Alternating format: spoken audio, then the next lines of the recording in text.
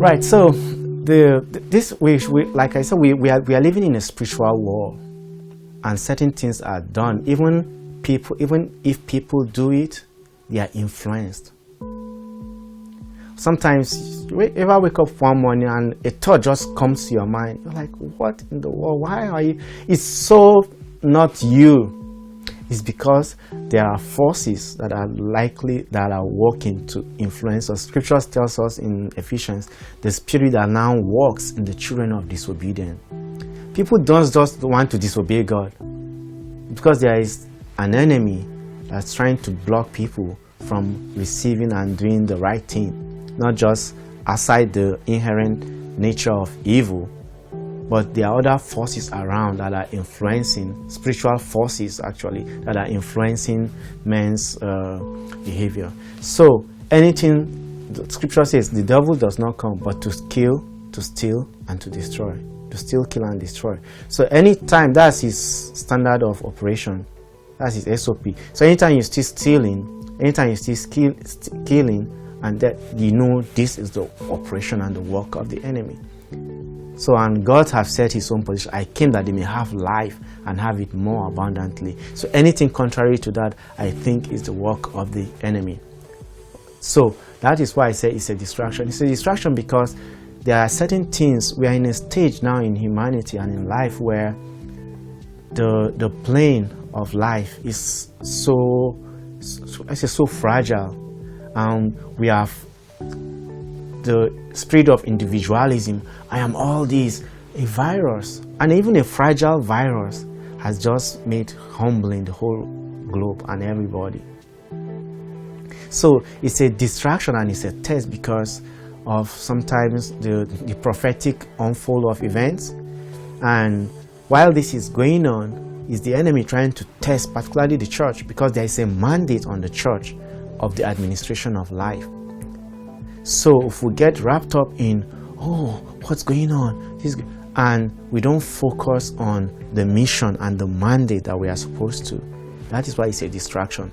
As it is going on now, is the enemy doing a test to see what is the resilience of, how can he stop the church, because that has been his plan all along. So if he's able to do that, that is where it can, I mean, it's not going to succeed, because Christ said the gates of hell shall not prevail against the church. So the church is going to move on and advance regardless of what is happening. So it's a ploy, and I think it's testing the water to see how he'll resist, how he'll push some of his agendas. That is one of the things I think. I know how he put his agents together and put their own agenda. So we should not be distracted as a church. We should stay focused and work towards all the missions and the mandate we ought to be doing, and not let go. So that is why I think the COVID-19 is the work of the enemy and leading to death, and it's a distraction and testing how far he can go more if he's let go. It's like a kid. Say, stop it. Look at your face. If he sees you're smiling, you know you're not serious. So he's probably going to keep doing what he's doing. But if you are stern and you look at the face, it's like, this face is so stern, then he will regress and know, no, this is a no can do. So I think that's part of what the enemy is doing. He's trying to test the waters to see how he can do certain things on global scale. So that is my take on it.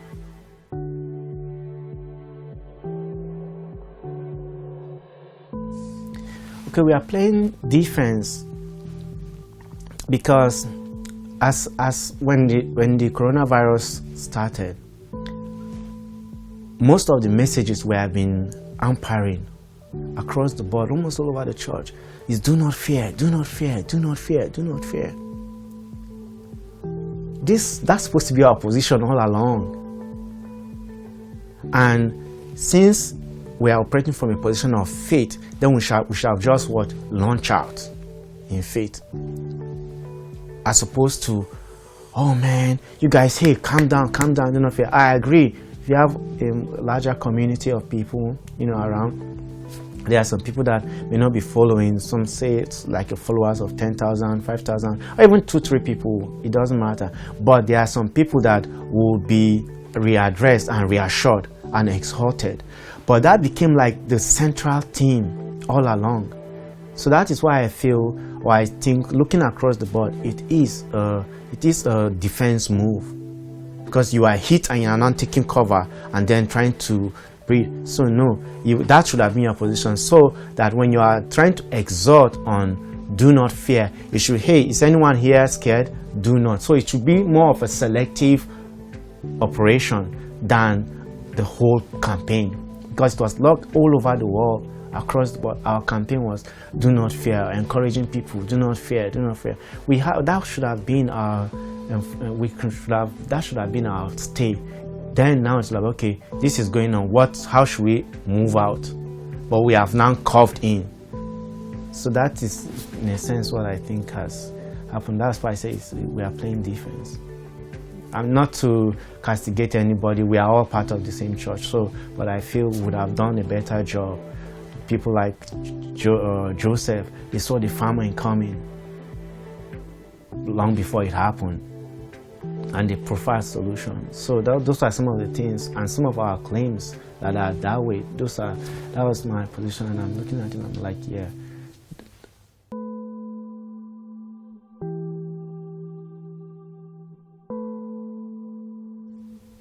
I've gotten some of those reports that some people obliterally they disobey the laws and they still want to go have services and just like that. Yeah, the truth of the matter is that really, if the things we claim to be who we are and what we have, coronavirus should not be anything to us.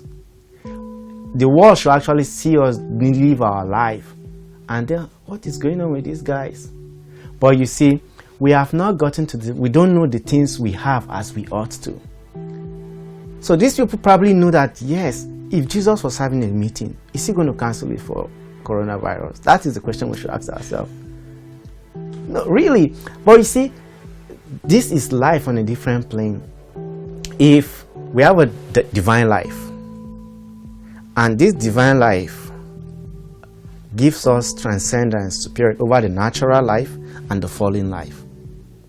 So if we have a divine life that has superiority over other types of life, and humanity is there, then coronavirus shouldn't be.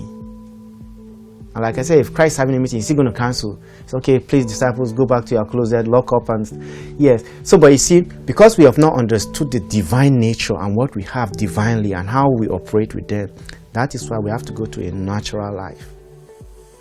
So I'm not saying people should not go take the time and I have sanitizers, I wash my hands, I do everything I have to do. But I know that I actually personally know believers who can actually do certain things, and coronavirus will not be an effect. But majority of us in the body of Christ are not functioning at that level yet. And because we are not functioning at that level yet, we can't just pull everybody, and there will just be so much casualty. So that is why we have to, together with everybody else, go back to the natural plane. Wash our hands, do certain things that we need to do. But if we are at a level where we have understood the dimensions of who we are and what we are called with, we'll have our meetings, and there is no virus or disease or nothing that should stop us. So that is my take on those places. So for them, the result will actually speak for itself.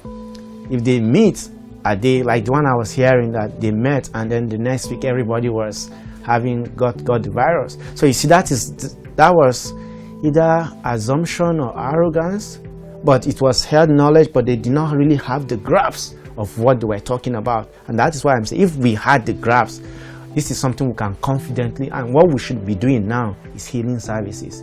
If you have coronavirus, come over here, we have a healing session here. Come over, we have people that will pray for you and you'll get it.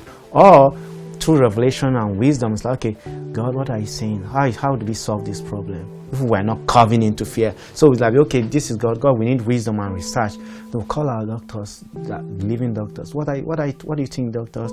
This, and we now sit and we now pray over them, and we just ask God for wisdom, and then wisdom is imparted. I was like, yeah, the church has a solution to the world, to this problem.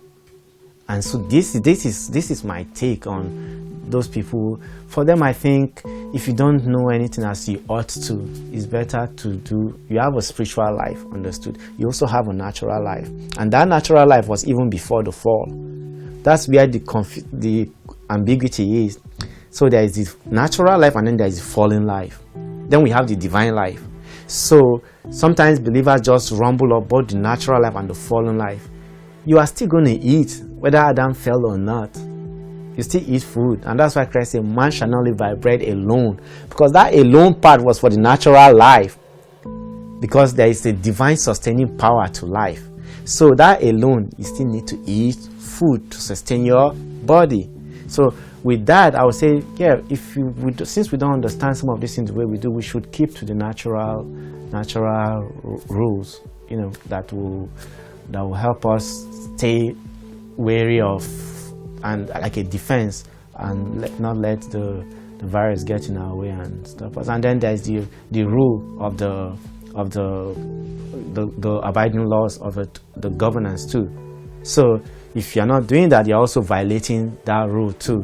So violating that rule can also has its own consequences. But if it was the other way around, and we're able to hold this, like say, hey governor, this is what we are going to do. We've got this under control. Just watch us. You remember the story of Daniel in the Bible, when they were like, no, you got to eat this food and stuff. Daniel was like, no, king, we are Jews. We know who we are, what we are made of, and we know what we've got.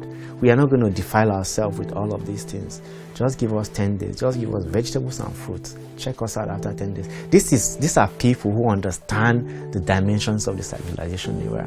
They ate fruits and vegetables, and in 10 days they will look more vital, more plumpy and stuff than the people that were feeding on fats, chicken, pork, meat, and all of that. So that is the point where we are, and that was why Daniel could say, those who know their God shall be strong and do exploits. So that's the position. I think that's what I would just say to believers, that it's not arrogance. It's not. It does not denature you, because they will feel, hey, man, if I have God, then why? No, I can't. No, if you don't understand these things the way you should, it does not denature you. It does not take off your superior nature to back out. So that means if it was a situation that cannot be contained by self-distancing, what is going to happen? So that is where the faith factor kicks in. And thankfully it says respiratory thing, and it's not that because of the nature of the virus. But taking these precautionary measures is good. So that's what I would say to those, who you can't. It's not recommended. We have to play safe now, because we can't launch out with the realities or the deliverables that we claim to have to a degree. We've not mastered them. So we have to do what we understand, and we understand that self-distancing and washing with soap have a larger role in curbing the spread and the effects. So I would recommend you do that.